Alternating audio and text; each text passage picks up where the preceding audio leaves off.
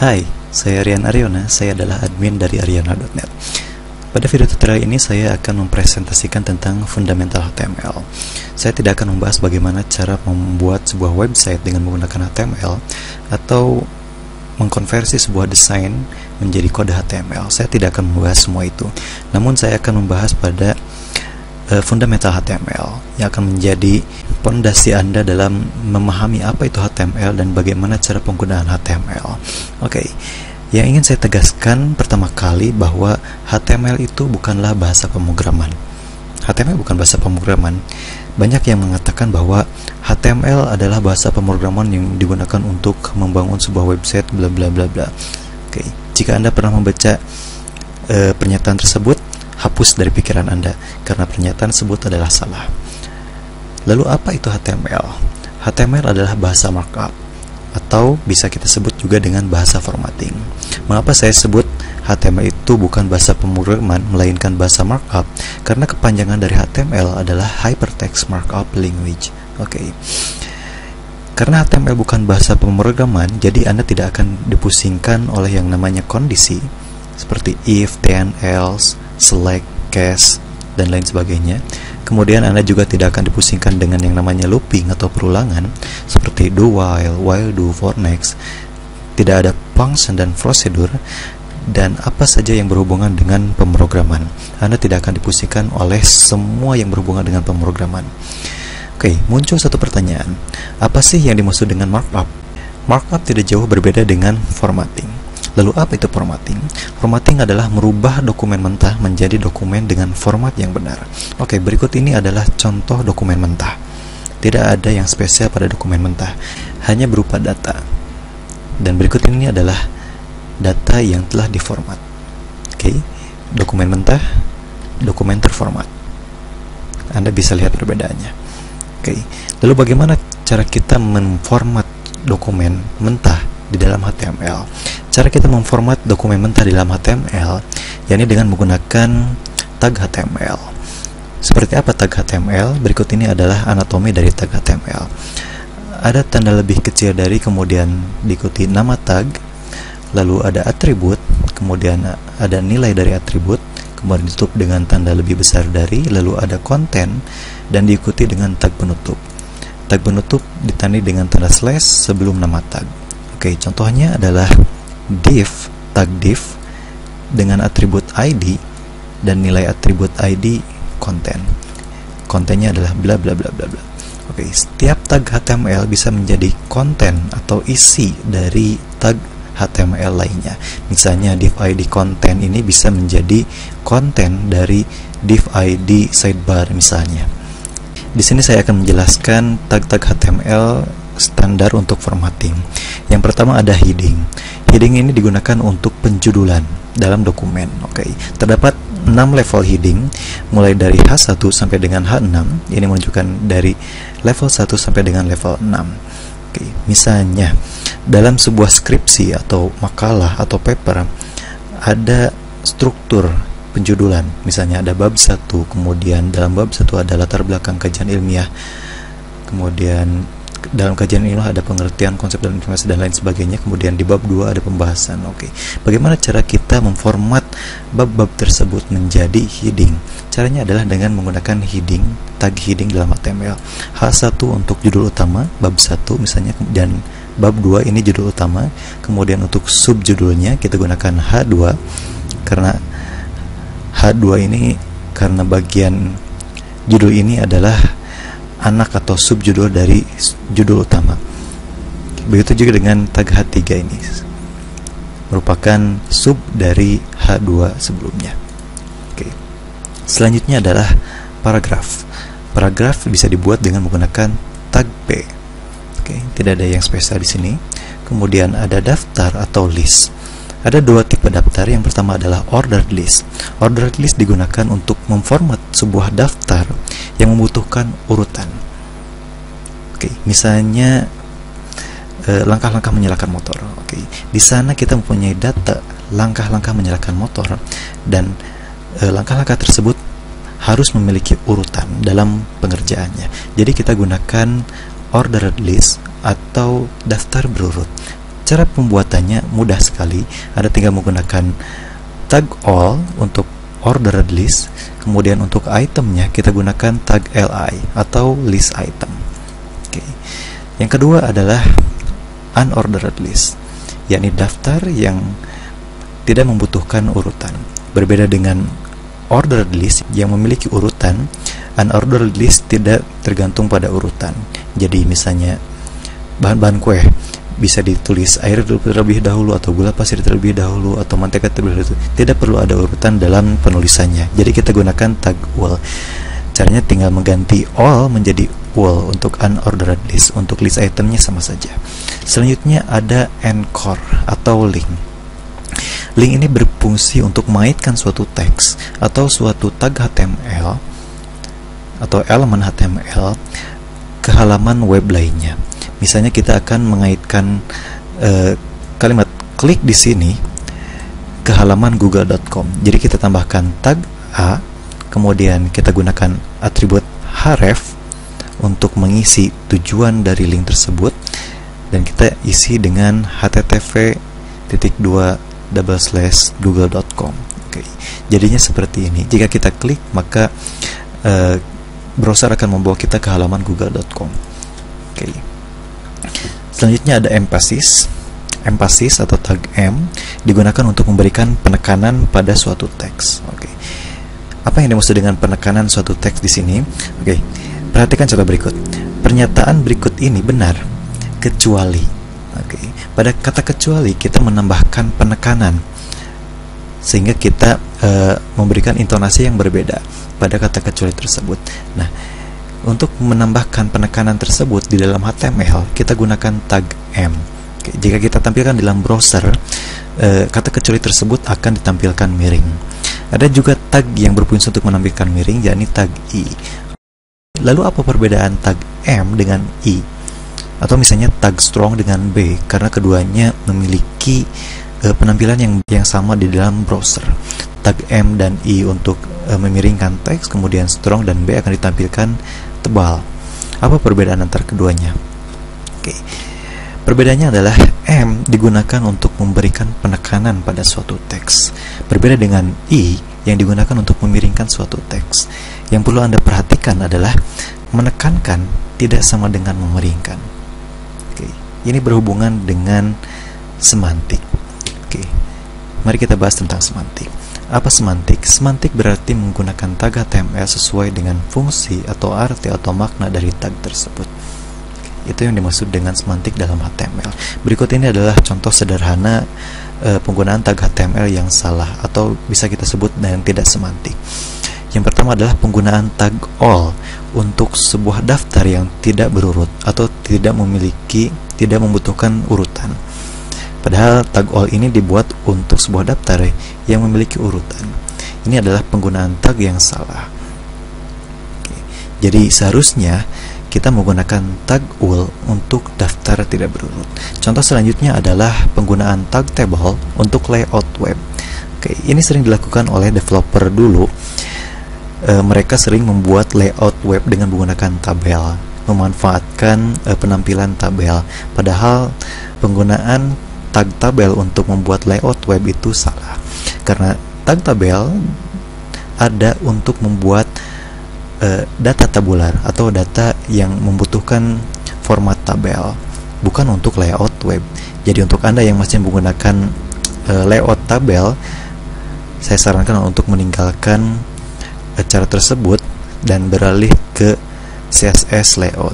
Oke, selanjutnya adalah penggunaan tag I atau B untuk memberikan penekanan pada suatu teks. Seperti contoh sebelumnya, kita sudah mengetahui bahwa tag I dan B berfungsi untuk memiringkan teks atau menebalkan teks, bukan untuk memberikan penekanan. Sedangkan untuk memberikan penekanan, kita harus menggunakan tag M atau strong. Itu adalah contoh dari penggunaan tag HTML yang salah.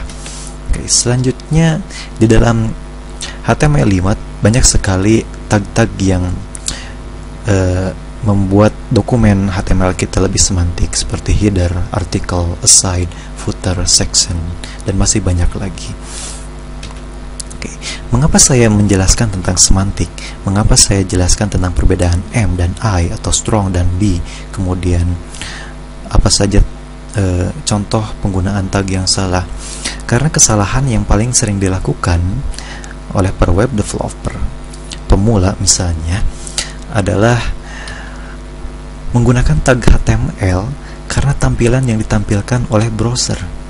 Oke, misalnya seorang developer menggunakan tag H1 karena ukurannya lebih besar dari H2, atau misalnya developer tersebut menggunakan tag H3 karena ukurannya lebih besar dari tag H6.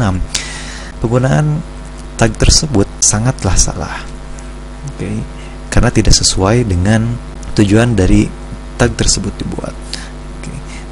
Gunakanlah tag H1 untuk judul label utama, bukan karena ukuran yang ditampilkan dalam browser. Karena masalah ukuran kita bisa merubahnya di dalam CSS. Jadi intinya HTML bertugas untuk formatting dokumen yang benar, membuatnya lebih semantik. Sedangkan untuk penampilan, apa yang kita gunakan? Yang akan kita gunakan untuk mengatur penampilan seperti ukuran huruf, jenis huruf, warna huruf, warna background, dan lain sebagainya adalah tugas dari CSS atau Cascading Style Sheet. Berikutnya adalah struktur standar HTML. Yang pertama ada doctype. Doctype ini berfungsi untuk menginformasikan pada browser tentang tipe HTML atau versi HTML yang dibuka itu versi HTML apa, sehingga browser bisa menangani dokumen HTML tersebut sesuai dengan versinya. Dan ini adalah doctype versi HTML5, sangat sederhana. Jika Anda mencoba mempelajari HTML4, maka doctype ini sangatlah panjang. Saya tidak akan membahasnya. Selanjutnya ada tag HTML sebagai tag awal dari dokumen HTML. Kemudian ada tag head. Ini berfungsi untuk menampung informasi-informasi yang berhubungan dengan dokumen HTML tersebut. Misalnya tag title untuk judul dokumen. Kemudian nantinya ada tag meta dan lain sebagainya. Kemudian ada tag body. Ini adalah badan dari dokumen HTML. Seluruh isi dokumen HTML yang ingin Anda tampilkan ditulis di dalam tag body ini. Apakah ada cara termudah untuk mempelajari HTML? Ada. Saya akan memberikannya dalam presentasi ini. Apa cara termudah untuk mempelajari HTML ini agar Anda cepat mengerti dan cepat memahami HTML? Caranya adalah dengan latihan. Kita latihan dengan mengkonversi dokumen mentah yang ada pada slide sebelumnya yang telah saya jelaskan. Di sini sepertinya sebuah dokumen ulangan. Kita akan memformatnya. Pertama, ulangan web development. Ini bisa kita buat menjadi heading atau judul utama. Kita lewat untuk nama dan kelas. Selanjutnya ada pilihan ganda. Ada dua tipe soal di sini. Ada pilihan ganda, kemudian essay. Anda bisa bayangkan apa yang akan kita gunakan. Kita akan menggunakan tag heading juga, namun dengan level yang berbeda, yakni level 2, karena ini adalah dua sub dari ulangan dari judul utama. Jadi kita tambahkan heading level 2. Selanjutnya kita tambahkan lagi soalnya. Kita edit saja seperti itu. Selanjutnya apa yang kita gunakan dalam soal ini? Sebuah list. Sebuah list. Lalu list tipe apa? Berurut atau tidak berurut? Kita gunakan list berurut karena mungkin saja suatu soal disusun dari yang termudah sampai yang terkecil. Jadi kita gunakan tag all. Kemudian untuk tiap soalnya kita gunakan tag li. Kita cut, kemudian paste. Kita hapus nomornya karena all akan secara otomatis tampilkan memiliki angka, namun Anda bisa merubahnya menjadi simbol atau lain sebagainya dengan CSS. Selanjutnya untuk jawaban, apa tag yang akan Anda gunakan? Untuk jawaban kita tidak memerlukan urutan, kita bisa menggunakan tag ul.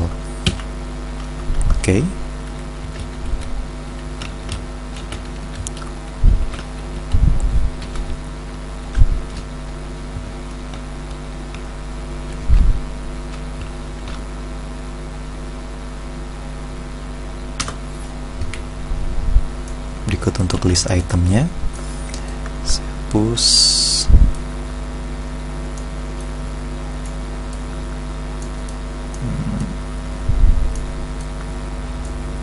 Oke, kita hapus juga hurufnya.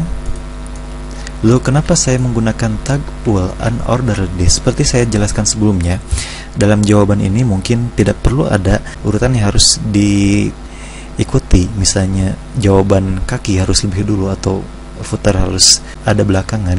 Kita tidak membutuhkan urutan dalam jawaban. Oke.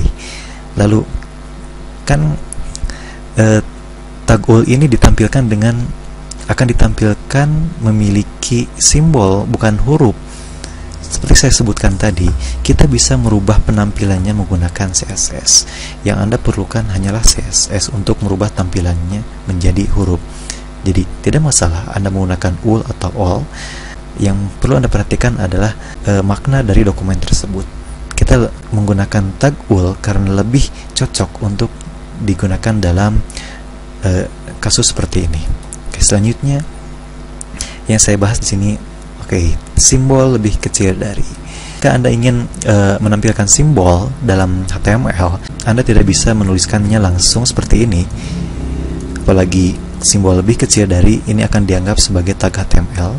Jadi kita akan merubahnya menjadi HTML entitas.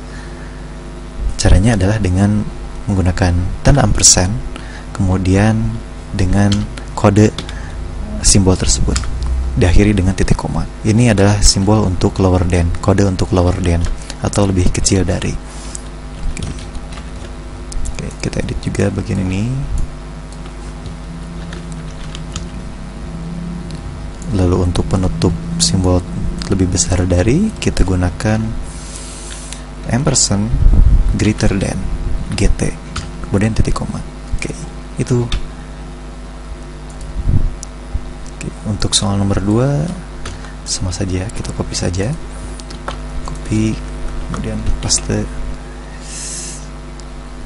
Oke, Anda tidak perlu mengedit angka 2 karena tag all seperti saya sebutkan secara default akan ditampilkan angka 1, namun Anda bisa merubahnya menjadi abjad atau lain sebagainya. Oke, untuk essay sama saja dengan yang di atas, kita gunakan tag all. Anda tidak perlu menuliskan angkanya. Oke, mudah bukan? Oke, terakhir ada nama kelas. Ini bisa kita konversi, kita format menjadi sebuah form atau formulir. Caranya adalah dengan menambahkan tag form. Oke, kita hapus tag action. Kemudian untuk isiannya kita gunakan tag input dengan tipe text. Oke, begitu juga dengan kelas input text. Oke, untuk nama titik 2 ini disebut dengan label. Kita ganti dengan label. Oke. Begitu juga dengan kelas, begitu juga dengan kelas label.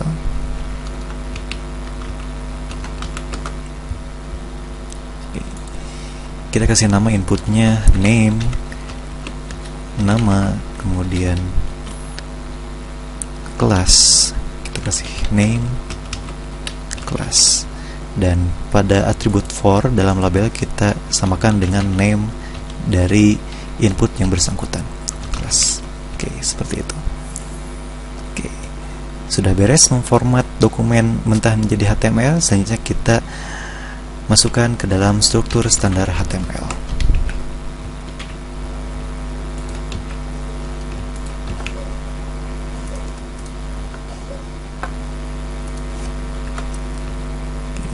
Kita coba save. Saya save di desktop.